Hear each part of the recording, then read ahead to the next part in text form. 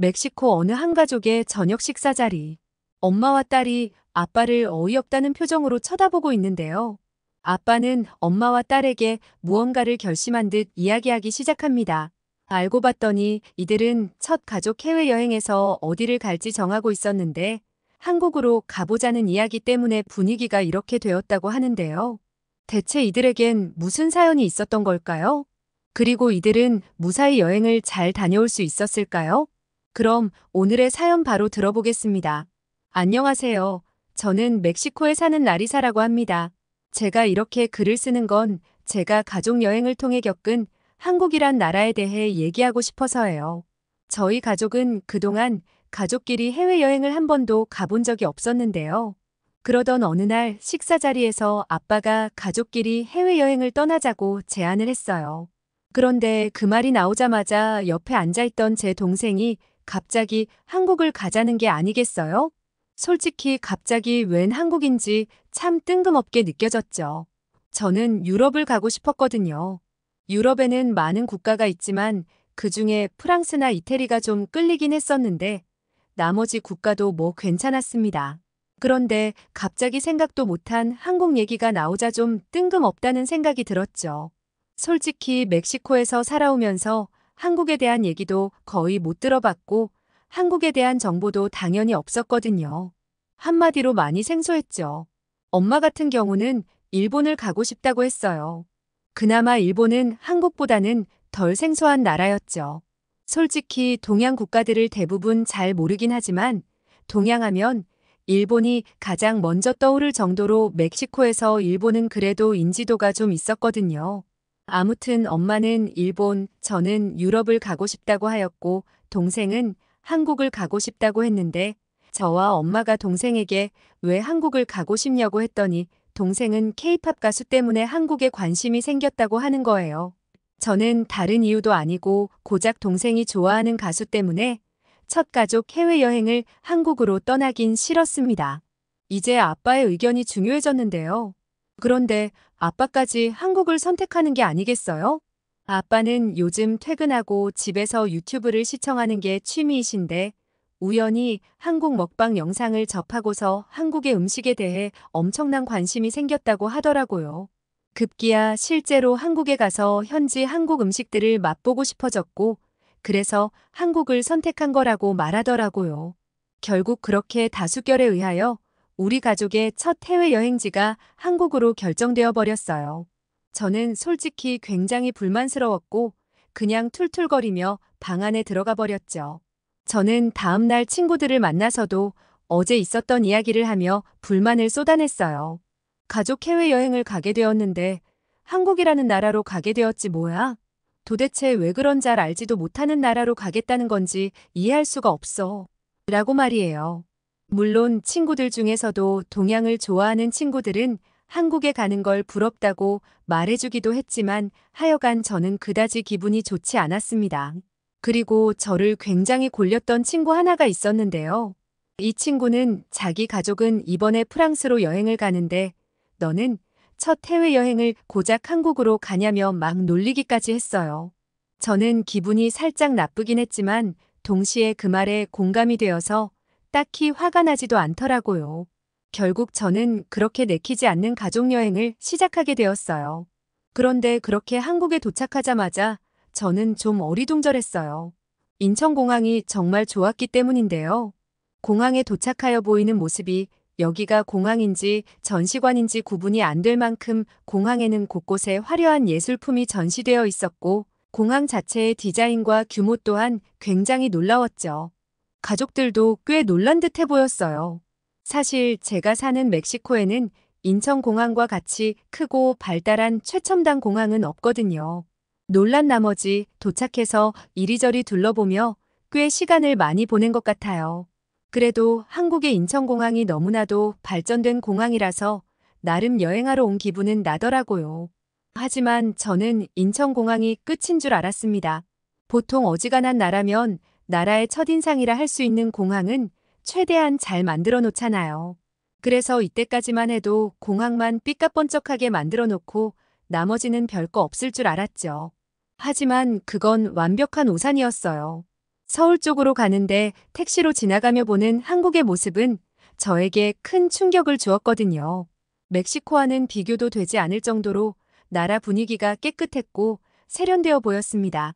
길거리에 보이는 사람들도 모두 깔끔한 차림으로 다녔고 우뚝 솟은 빌딩들은 한국의 발달을 보여주기에 충분했죠.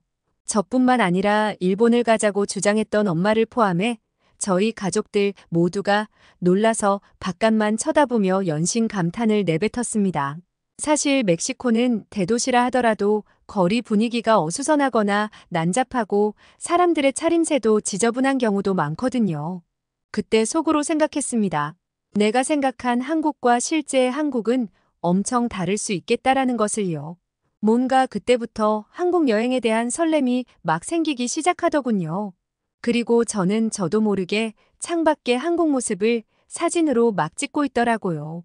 저는 저와 가장 친한 친구에게 SNS로 제가 찍은 사진을 마구 보내주었죠.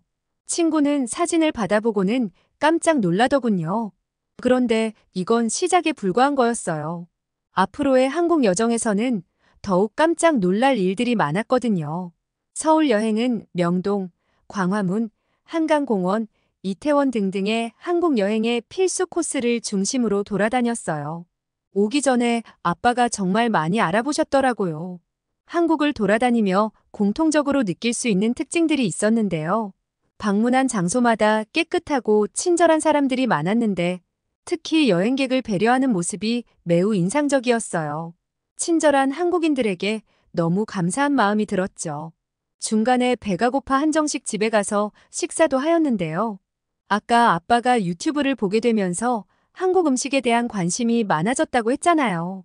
아빠는 특히 한국 전통 음식에 관심이 많았고, 그래서 한국 음식을 다양하게 맛볼 수 있는 한정식을 꼭 경험해보고 싶었다고 하더라고요.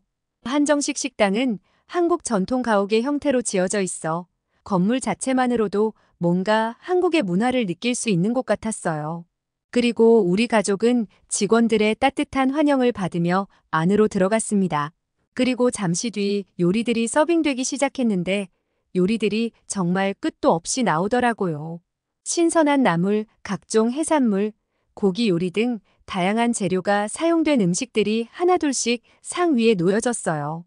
각각의 요리는 하나같이 정성스럽게 준비되었다는 것이 한눈에 봐도 느껴졌죠. 저는 눈앞에 펼쳐진 음식들에 감탄을 금치 못했습니다.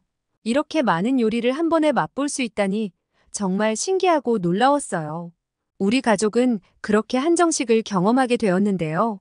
각각의 음식들이 대부분 맛있고 먹을만 했는데 저는 특히 불고기가 엄청 맛있더라고요.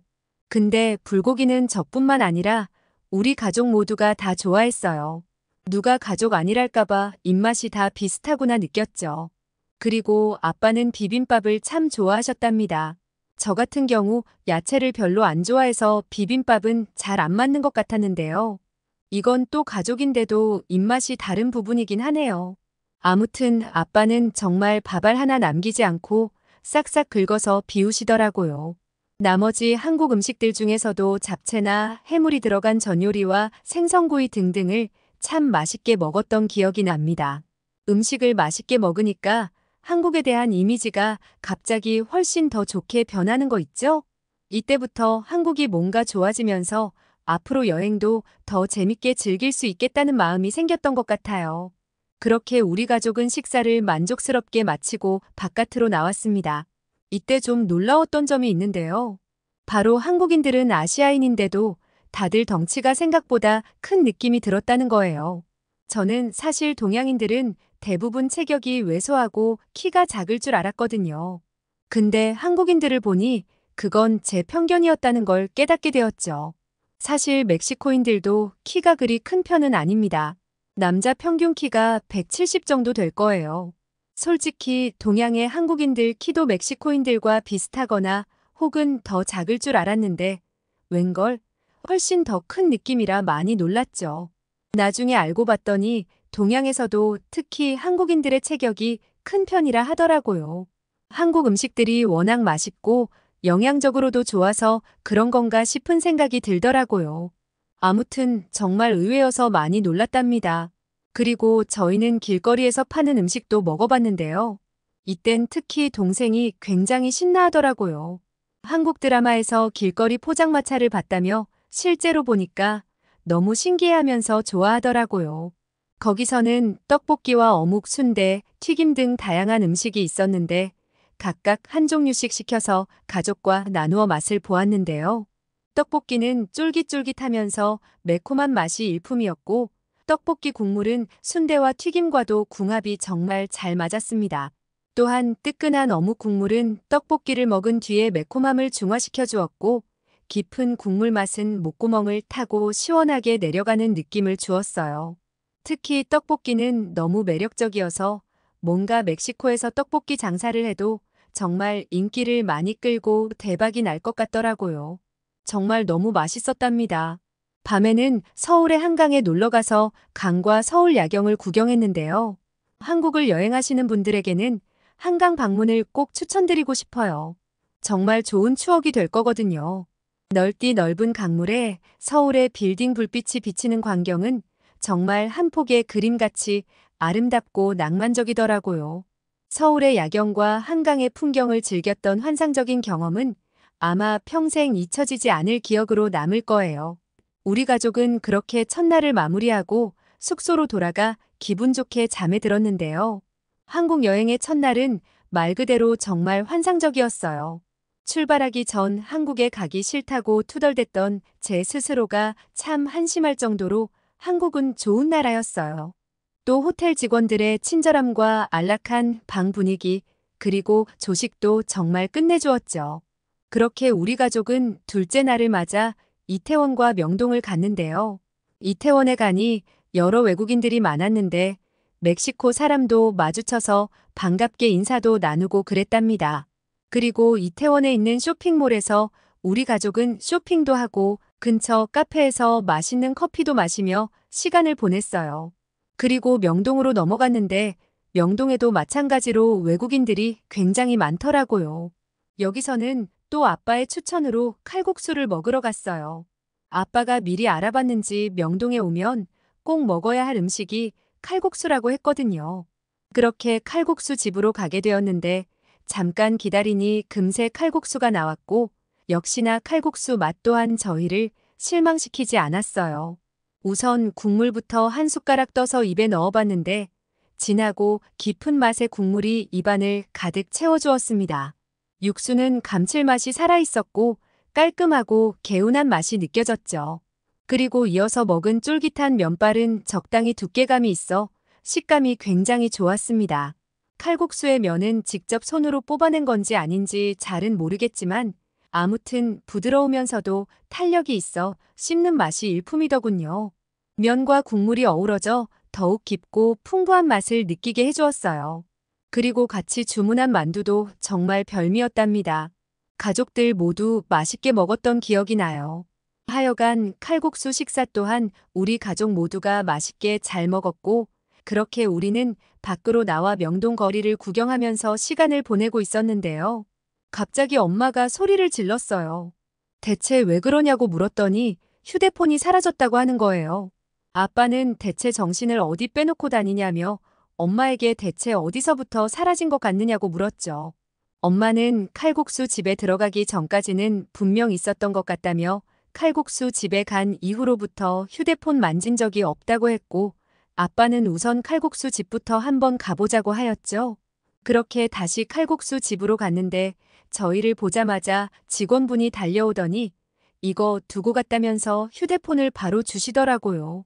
엄마는 크게 안도의 한숨을 내쉬었고 연신 고맙다면서 감사 인사를 계속 드렸죠.